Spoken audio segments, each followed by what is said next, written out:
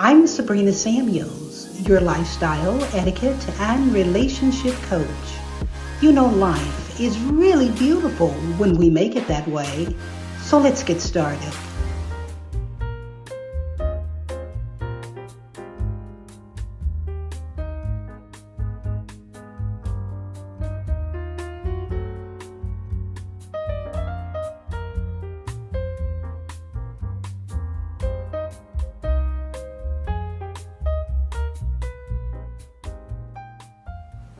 Welcome back to my show. I'm Sabrina Samuels, and I thank you for tuning in. You're fabulous. Never forget that.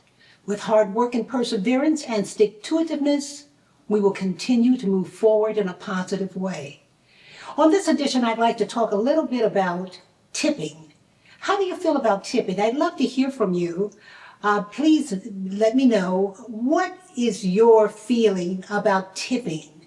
When you go to a restaurant, when you go to a spa, wherever you go and tipping is required. How do you feel about that? You know, for me, I enjoy tipping. I have to be honest. You ask my husband, he'll tell you I'm a big tipper. But I'm a good tipper. I'll say good. I'm not going to say a big tipper. I'm a good tipper when the service is good. Now, if it's a quick, you picking up food and they have a little machine out there, 5, 10, 15% or 20%. I don't enjoy tipping like that because I don't feel that I've received a service. But if I'm sitting at a restaurant and I'm receiving good service, I'm greeted with a smile, I'm greeted with not only that, with attention. I feel special about the service that I'm getting. And a server is supposed to learn that. I used to, in Florida, I would go into different restaurants and actually teach their servers how to present themselves to people, to guests that come in, what to do, how to do it, how to get a good tip, how to deal with an angry customer, etc., etc. But I know the protocol when it comes to tipping. So I feel like this. If you are giving a good service, if you are serving a person with love, when I say love, I mean respect, good energy, good synergy. You are respectful to this person. You're making sure this person is receiving everything they need. I think a good tip is very important. Now, if you can't afford 20%, 10 or 15%, but something, because that server doesn't make that much money. And to get a tip is very much needed. But if you go into a place and the server or the spa or wherever you're going and they're not nice to you, but they're expecting a tip, no, I don't tip. I'm not foolish. You know, I know when the service is good and when it's not good. So I won't tip if the service is bad. I will pull a person to the side, the manager, and let them know after my experience, and then I will never go back to that restaurant again because I don't, or that spa, etc., because I don't want to feel bad about the experience. Let me tell you what happened to me. This is not a food experience, but I was at a salon getting a pedicure. And I decided, because one of the ladies walked over to me and she said, well, you want manicure? I said, no, I do my own nails, and they're not the best right now, but I do my own nails. And I told the lady, I said, well, no. I said, she said, oh, let me do your manicure. I said, okay. I said, oh, well, since I'm getting a pedicure, I'll get the manicure. I didn't want to have to tilt my body, you know, bend to the side and have to do that whole protocol thing. But I did it because she was a nice lady. As we were having the experience, her doing my manicure, the other lady doing my pedicure, and I was just trying to relax because I don't go into the spa to talk. I go into the spa or the nail care salon to relax, okay, not to talk, etc. Well, the lady started talking to me. She asked me, you know, where did I live? You know, she started asking me personal questions, and I think what she was doing was sizing me up, because when I step out looking very, very nice. I feel like this: if you have clothes, wear them. So I was looking beautiful, and she started asking me questions that I felt uncomfortable with. it was almost like you're asking me questions. Now you want me to give you information, and now you're going to judge me from the information that I give you. So I said, oh, I don't want to talk about that. She said, well, you need to come get manicure, more often.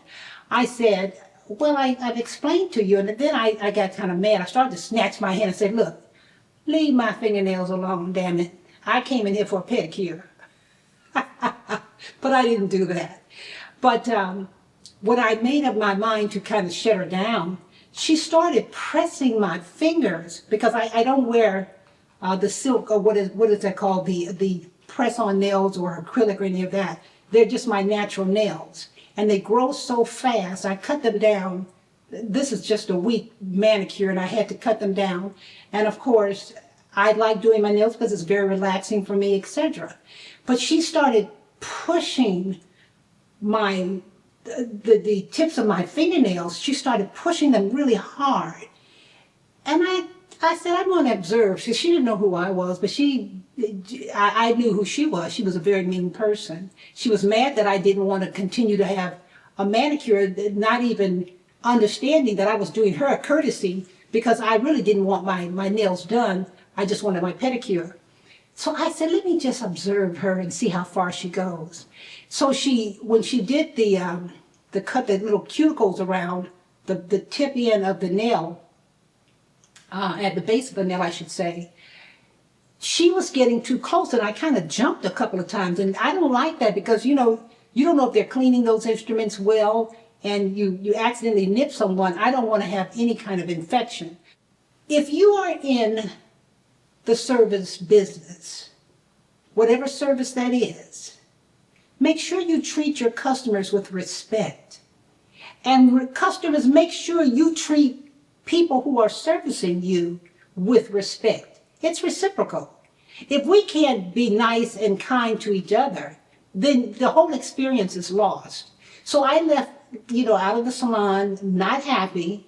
I'd already spent, $65 for the pedicure, $25 or $30 for the manicure, and then I left a tip. And I came home and was feeling mighty bad about the whole situation.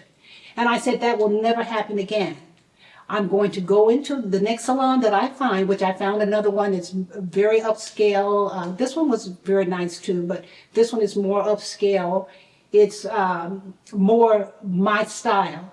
And I will let the person who I, deal with, number one, you have to know a little bit of English, so that you and I can communicate a little bit, because when you're doing my feet and you're massaging on my legs, etc., there's a certain pressure that I like. There's certain things that I like to have done, and I want to be able to communicate with you. Number two, don't get me to try to buy something that I'm not interested in. I'm very intelligent. Most women, when they come into a salon, if certain amenities are offered, that's great. But if you see a person is already set on what they want, then do that job for them and do it well. Then ask them, is there anything else I can do for you? You will be surprised with how far that service will go when you do a good job. Don't try to make a person feel guilty because you're doing a service for them and now you feel like they need to overcompensate you. No, you treat a person with respect, with love. My business, I'm in the service business. I give to my clients. I make sure they feel good, but I still give them the right information that they are paying for. But you make them feel good with dignity, and you make them feel respected. That is key. So when it comes to tipping, I'm a big tipper if the service is good. And I hope that you are too. With that said, I hope you have a blessed, wonderful day and that your days will be blessed and happy. I hope that you will remember that with God, all things are possible. With hard work and perseverance, we can continue. And with a good mindset, make sure you keep it good, keep it above, keep it proper, keep it loving, and we will see each other at the top. Until I see you again, I wish you love, peace, happiness, and our Heavenly Father's divine order. Don't forget to hit the thumbs up. Always watch me to the end and share my program. And let me hear from you. I would greatly appreciate that. Love you, and I'll talk to you soon.